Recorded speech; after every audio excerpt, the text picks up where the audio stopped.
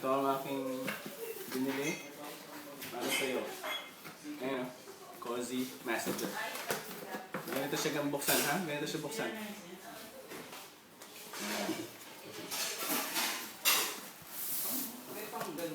So, ang laman ng Cozy Messenger ay yung Messenger mismo. Saksakan.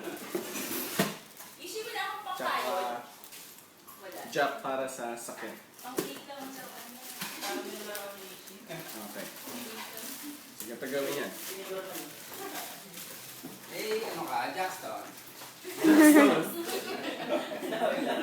Ano yun? Baka nang marinig ka? Gumrabe yan. So, mo dito yan. Tapos, dito. Lagyan mo dito yan. Yan. Dulo.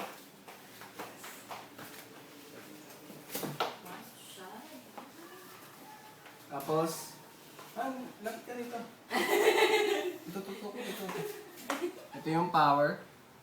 Ayan, pindot mo yan. Teka. Isang pindot lang. Patayin ko ulit, ha. Isang pindot lang.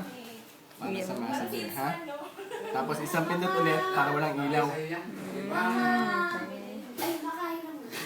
Press and hold mo pagpapatayin. Dinedemo muna yan. Kunyari din natin nagigit. Meron akong customer dito. Basta lagyan mo na dito yan. Sa bato. Ang sarap po. Sa likod. Tapos lagyan mo yan sa balakang. Magalaw ka. Ayan. Galaw ka. Antay mo muna. Okay. O sa likod. May discount?